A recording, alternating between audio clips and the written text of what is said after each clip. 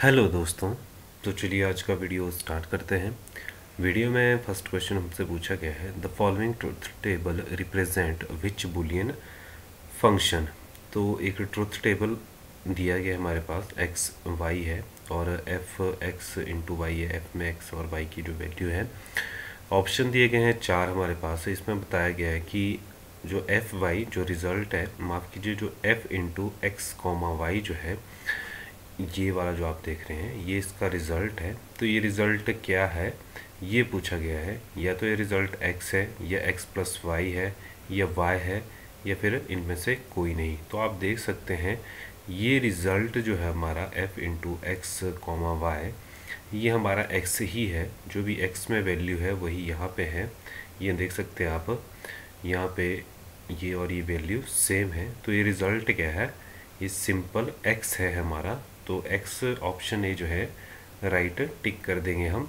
I hope आप समझ चुके होंगे। अगर ये x प्लस वाई होता तो 0 प्लस 0 0, 0 प्लस 1 1 होता यहाँ पे। तो इसका मतलब ये नहीं है। और अगर ये x की वैल्यू भी नहीं होती या कुछ और ही होता यहाँ पे, तो फिर नन ऑफ दीज जो है आपका आंसर आता। चलिए नेक्स्ट क्वेश्चन देख लेते हैं। नेक्स्ट क्वेश्चन देख सकते हैं आप स्क्रीन पे, 1217। ये ऑक्टल में है क्योंकि बेस 8 है। और ये किसके इक्वलेंट होगा, तो आप देख सकते हैं ये जो इक्वलेंट होगा ये आपके हेक्साडेसिमल यानी जिसका बेस 16 है उसके इक्वलेंट होगा। तो अब कौन सा होगा, कैसे सॉल्व करेंगे वो देख लेते हैं। इसको स्क्रीन पर देख पा रहे होंगे आप, ये हमने 1217 लिख लिया। ऑक्टल बोला गया है यानी 3 का पेयर बनेगा बाइनरी में।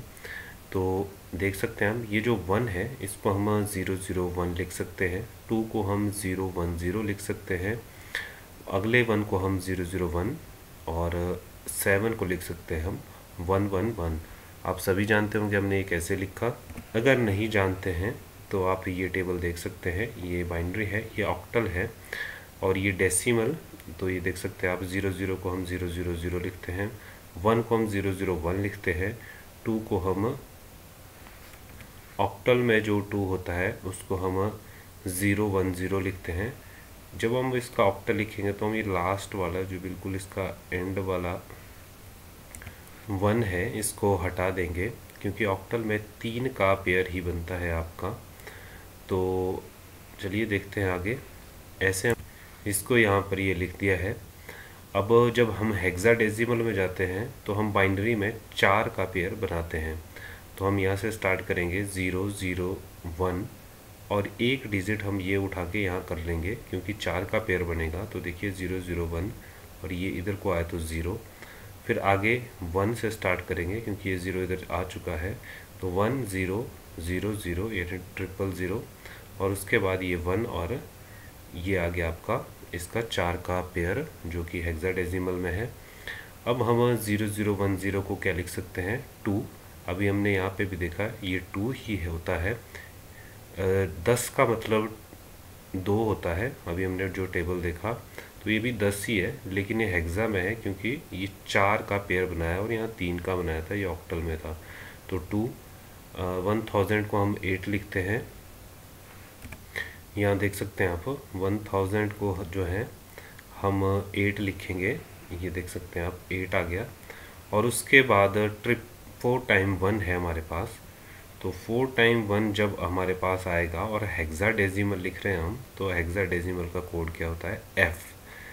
ये आपका 9 तक सेम रहता है, लेकिन जैसे ही 10 आएगा तो हेक्साडेसिमल में हम A लिखेंगे उसको, फिर B लिखेंगे 11 को, 12 को C, 13 को D, 14 को E और 15 को F। तो यहाँ देख सकते हैं आप ये 2 आ गया, ये 8 आ गया और 111 अभी हमने देखा। जो 4 टाइम 1 है उसकी कोड जो लिखते हैं उसको हम F लिखते हैं। तो ये आपका सॉल्व हो गया। क्वेश्चन में जो है यही आपका 28F और 0 हम इसको इसके साथ लगा देंगे क्योंकि ये 4 का पेयर बनेगा। 16 ये आपका राइट आंसर है। अगला क्वेश्चन हमसे पूछा गया है, in the absolute addressing mode. जो एब्सोल्यूट एड्रेसिंग मोड में ऑप्शन भी जो एड्रेस होता है ऑपरेंड का वो इंस्ट्रक्शन के अंदर होता है। याद रखेंगे आप, in absolute addressing mode the address of the operand is inside the instruction. अगला क्वेश्चन हमसे पूछा गया है .mov जो एक्सटेंशन होती है वो किस तरह की फाइल की एक्सटेंशन होती है। जो आपकी मूवी फाइल होती है m.mov से ही आपको पता चल रहा होगा मूवी, तो मूवी फाइल और इसके साथ साथ आप याद रखेंगे जो एनिमेशन फाइल होती है उसकी आपकी ये एक्सटेंशन होती है। ऑप्शन सी राइट आंसर होगा। तो आपकी जो MOV फाइल होती है उसमें क्या क्या होता है आपका। MOV is an extension of movie या फिर आप video and animation file. A MOV file is one of the most common video file types, often storing, तो क्या क्या स्टोर करता है .mov। मूवीज़ आपके टीवी शोज़ हैं, शॉर्ट क्लिप वीडियोज़ हैं, और या फिर आपके होम मूवीज़ जो भी हैं वो सारे आपके .mov एक्सटेंशंस में होती हैं। तो याद रखेंगे आप। नेक्स्ट क्वेश्चन देख लेते हैं। What is the part of a database that holds only one type of information. Easy question है, बार बार रिपीट हो रहा है, याद रखेंगे आप। तो फील्ड बोलते हैं, जो फील्ड होती है वो आपकी जो है डेटाबेस में एक तरह की ही इंफॉर्मेशन जो है वो स्टोर करती है। एक फील्ड में आपकी एक तरह की ही इंफॉर्मेशन होगी। तो यही क्वेश्चन में भी बताया गया है कि डेटाबेस का कौन सा पार्ट है जो केवल एक प्रकार की सूचना रखता है। तो फील्ड जो है आपका वो सिर्फ एक प्रकार की ही सूचना रखता है। फील्ड से मिलाकर आपकी फाइल्स बनती हैं, देन रिकॉर्ड्स। तो ऑप्शन डी फिफ्थ के लिए राइट आंसर है। माफ़ करेंगे, मैं थोड़ा उल्टा बोल गया। आपका फील्ड जो है, फील्ड से आपके रिकॉर्ड बनते हैं और रिकॉर्ड्स की जो है एक फाइल होती है या फिर रिपोर्ट जैसे भी है। ये बात है कि आप रिपोर्ट बनाएंगे तो बेसिक जो होता है वो आपकी फील्ड होती है। Field single piece of information. Record is one complete set of a field. और रिकॉर्ड जो होता है वो फील्ड का एक कंप्लीट सेट होता है। और रिकॉर्ड्स के बाद बनती है आपकी फाइल। याद रखेंगे आप, a file is a collection of a record. जो फाइल की फुल जो डेफिनेशन होती है फाइल क्या होती है, एक कलेक्शन ऑफ रिकॉर्ड्स होती है। तो चलिए नेक्स्ट क्वेश्चन देख लेते हैं। थोड़े हिस्ट्री से ये क्वेश्चन रिलेटेड है, जल्दी जल्दी देखेंगे हम। बीच में आपसे ये क्वेश्चन भी पूछे जाते हैं जो एग्ज़ाम में, तो आपको सब तरफ से तैयार रहना पड़ेगा। देख लेते हैं कैसे क्या क्वेश्चन है इसमें। अशोक के शासन में प्रथम तथा सबसे महत्वपूर्ण घटना जो उसके शिलालेखों में अंकित थी। तो ऑप्शन बी राइट आंसर है। अशोक का जो शिलालेख था उसमें सबसे पहली और महत्वपूर्ण घटना थी कलिंग का युद्ध। और कलिंग का युद्ध जो था ये अशोक द्वारा जीत लिया गया था। किससे? ये महापद्मनाभन से जो था इन्होंने जीता था। और कलिंग का युद्ध तो जो था आपका 261 यानी 261 ईसा पूर्व जो ये हुआ था। और ये मौर्य साम्राज्य जो कि अशोक का था और कलिंग साम्राज्य जो कि महापद्मनाभन का था उसके बीच हुआ था। और ये अशोक जो थे इस युद्ध को जीत गए थे। नेक्स्ट क्वेश्चन देख लेते हैं। प्लिनी थे, तो प्लिनी कौन थे? एक रोमन राइटर। याद रखेंगे आप, ऑप्शन ए राइट आंसर है। रोमन राइटर थे आपके प्लिनी। नेक्स्ट है, इन सेंट्रल इंडिया, माफ़ कीजिए हिंदी में देखते हैं थोड़ा। मध्य भारत में कुषाण शासन का तुरंत पश्चात अनुगमन किसके द्वारा किया गया था? तो मध्य भारत में कुषाण शासन के तुरंत पश्चात जो थे आपके मुरंद्स आए थे, मुरंदों द्वारा जो था अनुगमन किया गया था। और मुरंदों का जो एक तरह वर्चस्व था वो काफ़ी छोटे समय के लिए था। याद रखेंगे 56 का ए। 57 देख लेते हैं। निम्न में से कौन सा सबसे पुराना निवास सह शैक्षणिक संस्थान है, या इसको हम रेजिडेंशियल कम टीचिंग इंस्टीट्यूट बोल सकते हैं। तो सबसे पुराना है आपका नालंदा। नालंदा की जो विश्वविद्यालय था उसकी स्थापना का जो श्रेय था वो गुप्त शासक थे, एक कुमार गुप्त प्रथम, उनको जाता है। और नालंदा की स्थापना जो थी ये 5वीं शताब्दी में की गई थी। तो याद रखेंगे आप, कुमार गुप्त प्रथम ने बनवाया था नालंदा विश्वविद्यालय 5वीं शताब्दी में। और अगर इसकी कब से कब तक बना था तो याद रखेंगे आप 5वीं शताब्दी में ये 415 से लेकर 454 ईस्वी पूर्व के बीच इसकी स्थापना की गई थी। चलिए नेक्स्ट क्वेश्चन देख लेते हैं। पाल साम्राज्य का संस्थापक कौन था? तो ऑप्शन डी याद रखेंगे आप, पाल साम्राज्य के संस्थापक थे गोपाल। और गोपाल द्वारा जो थी पाल वंश की स्थापना जो थी 8वीं शताब्दी में की गई थी। 8वीं शताब्दी में आप डेट अगर याद रखेंगे, माफ़ कीजिए ईयर अगर याद रखेंगे, तो 750 ईस्वी में 750 ईस्वी में गोपाल ने जो था पाल वंश की नींव रखी थी। और इसने जो था लगभग 12वीं शताब्दी तक जो था पाल वंश रहा था, 8वीं से 12वीं शताब्दी तक। अगला क्वेश्चन है, कन्नौज के राजा महिपाल के राजकवि कौन थे? तो कन्नौज के राजा जो महिपाल थे उनके राजकवि का नाम था Rajshekhar. Option D right answer है 59 का। 60 में आपसे पूछा गया है, उमर ए चहलगानी नामक परिषद की रचना किसने की थी? तो उमर ए चहलगानी नामक परिषद जो थी इसकी रचना इल्तुतमिश ने की थी। ऑप्शन बी राइट आंसर है। पूरा नाम शमशुद्दीन इल्तुतमिश था और ये दिल्ली सल्तनत में शमशी वंश जो था इसका एक प्रमुख शासक था।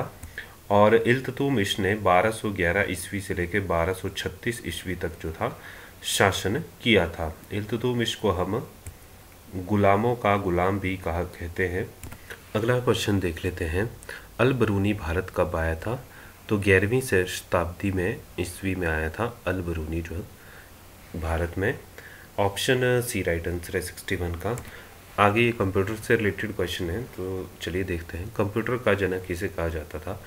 Who was the father of computer? ये क्वेश्चन कई बार जो है रिपीट हो चुका है, याद रखेंगे आप। चार्ल्स बेबेज को जो था फादर ऑफ कंप्यूटर माना जाता था। ऑप्शन भी राइट आंसर है। तो चार्ल्स बेबेज को श्रेय दिया जाता है जो पहला आपका मैकेनिकल कंप्यूटर था उसके लिए। चार्ल्स बेबेज 1791 से लेकर 1871 तक जो थे इनका जीवन काल रहा था। तो फर्स्ट मैकेनिकल कंप्यूटर का इनको फादर माना जाता है। नेक्स्ट क्वेश्चन देख लेते हैं। इसमें ये जो अगला क्वेश्चन पूछा गया है ये बहुत बार इससे पहले भी पूछा जा चुका है। यहाँ पे फुल फॉर्म पूछी गई है EEPROM की। EEPROM की आपको फुल फॉर्म बतानी है, तो ऑप्शन भी इसके लिए राइट आंसर होगा, electrically erasable programmable read only memory. तो यहाँ पे प्रोग्रामेबल वर्ड जो है आप देख सकते हैं मिसप्लेस है लेकिन पूरी जो इसकी फुल फॉर्म होगी electrically erasable programmable read only memory, याद रखेंगे आप। नेक्स्ट है 8th। इसमें पूछा गया है प्रथम पीढ़ी कंप्यूटर में किस इलेक्ट्रॉनिक घटक का प्रयोग किया जाता था? तो इंग्लिश में पढ़ेंगे आप, विच electronic component is used in first generation computer. तो मैंने कई बार बताया है जब हमने ये डिस्कस किए हैं जनरेशन ऑफ कंप्यूटर से क्वेश्चन, तो पहले हमने वैक्यूम ट्यूब यूज़ की थी, आपको पता है। सेकंड जनरेशन में फिर हम ट्रांजिस्टर की तरफ आए थे। थर्ड जनरेशन में हमने इंटीग्रेटेड चिप्स यूज़ की थी। फोर्थ जनरेशन में हमने ultra large scale integrated chip और फिर very large scale fourth generation में, और फिर फिफ्थ में ultra large scale chips use की थी। तो फर्स्ट जनरेशन यहाँ से पूछा गया है तो वैक्यूम ट्यूब्स हमने यूज़ की थी। ऑप्शन सी 8th का राइट आंसर होगा। नेक्स्ट क्वेश्चन देख लेते हैं, YOMR इज़ यूज। जो आपकी OMR शीट्स होती हैं जिस पे आप टिक करते हैं, जो एग्ज़ाम में आपके पास दी होती है राउंड करने के लिए, तो हम उसका प्रयोग क्यों करते हैं ये पूछा गया है। तो स्कैन आंसर शीट, तो जो माफ़ कीजिए यहाँ OMR की फुल फॉर्म पूछी गई है, OMR शीट नहीं। तो OMR की फुल फॉर्म है आपकी ऑप्टिकल मार्क रिकॉग्निशन। तो ऑप्टिकल मार्क रिकॉग्निशन की सहायता से जो है हम स्कैन कर सकते हैं आंसर शीट को। आपको जो है एक एक क्वेश्चन चेक कहीं करना पड़ता है, OMR जो है काम कर देता है। जहाँ पे आपने इंक लगाई होती है जिस राउंड पे जिस आंसर के सामने, उसको वो एज ए इनपुट लेता है कि ये इस क्वेश्चन का ये आंसर है और सही है गलत है, वो एक ही बार में चेक कर लेता है। जॉयस्टिक की बात की गई अगले क्वेश्चन में। यहाँ पूछा गया कि जॉयस्टिक क्या है? एक मेमोरी यूनिट है, ऑनलाइन गेम है, आउटपुट यूनिट है, फिर इनपुट यूनिट है। अगर आपने जॉयस्टिक यूज़ की होगी वीडियो गेम खेलते हुए तो आपको पता है इनपुट दी जाती है इससे, और एक इनपुट डिवाइस है। अगला क्वेश्चन है which is not a valid type of a printer. तो इंकजेट प्रिंटर, डेजीविल, डॉट मैट्रिक्स, ये सारे प्रिंटर हैं। OCR जो है आपका कोई भी प्रिंटर नहीं होता है। OCR क्या होता है आपका? ऑप्टिकल कैरेक्टर रिकॉग्निशन होता है। तो ऑप्शन ए जो है राइट आंसर है। ये प्रिंटर नहीं है एक माफ़ कीजिए, ऑप्टिकल कैरेक्टर रिकॉग्निशन, या फिर कई बार इसको हम ऑप्टिकल कैरेक्टर रीडर भी पढ़ते हैं। चलिए नेक्स्ट क्वेश्चन देख लेते हैं। वन निब्बल तो हमने कल ही डिस्कस किया था, पिछली वीडियो में हमने डिस्कस किया था कि सबसे छोटी यूनिट होती है आपकी 1 बिट। 1 बिट के बाद फिर उससे बड़ी यूनिट आती है हमारी 4 बिट। 4 बिट को जब हम मिला लेते हैं तो एक निब्बल बन जाता है। 8 बिट से आपका एक बाइट बन जाता है, then kilobyte, megabyte, terabyte, फिर आगे आपकी ये जो है यूनिट्स बढ़ती रहती हैं, चलती रहती हैं। चलिए नेक्स्ट क्वेश्चन देख लेते हैं, जो कि इस वीडियो का लास्ट क्वेश्चन भी है। What does an operating system do? तो एक ऑपरेटिंग सिस्टम क्या करता है? मेमोरी मैनेजमेंट करता है, फाइल मैनेजमेंट करता है, एप्लीकेशन मैनेजमेंट करता है। तो इस सारे काम आपका ऑपरेटिंग सिस्टम जो है वो करता है। ऑल ऑफ दीज जो है राइट आंसर हो जाएगा 13 के लिए। तो चलिए आज के वीडियो में इतना ही। वीडियो आपको अच्छा लगता है तो लाइक शेयर करते रहिए और चैनल को ज़रूर सब्सक्राइब करिए। धन्यवाद।